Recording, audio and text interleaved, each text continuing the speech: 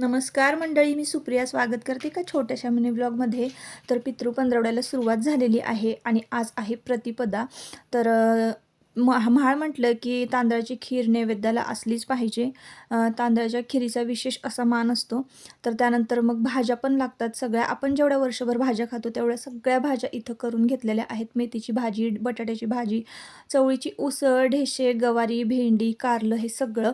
आणि मग त्यानंतर इकडे वरण, कढी आणि खीर हे केलेलं आहे. त्यानंतर ना आगारी केलेली आहे. तर आगारी म्हणजे काय तर बघा, खांडके घ्यायचे आणि ते प्रज्वलित करायचे तूप टाकून. गौऱ्या, खांडके असं तुम्ही काय म्हणत असाल तसं. तर मंडळी जसं की बघा, नवरात्र, गौरी गणपती हे सगळे सण साजरे होतात. तसंच ना पितृपंधरवडा आपल्यासाठी खूप महत्त्वाचा आहे.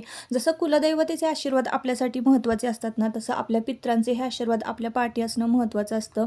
तर इकडं पाय वगैरे धुवून घेतले आणि बुक्का लावलेला आहे, नमस्कार केला आणि मग नंतर आपण जेवढं काही केलेलं असतं, काही ठिकाणी पुरणपोळ्या केल्या जातात. तर मी तर चपातीच केली होती, कारण आमच्याकडे जे जेवायला काका येणार होते ना, त्यांनासुद्धा गोड खायचं नव्हतं आणि आमच्या घरातही गोड खायचं नव्हतं. या दिवशी की नाही आपल्या पूर्वजांचा फोटो पुसायचा, मस्तपैकी मांडायचा आणि हार वगैरे घालायचा, फुलं व्हायचं, एक फळ ठेवायचं.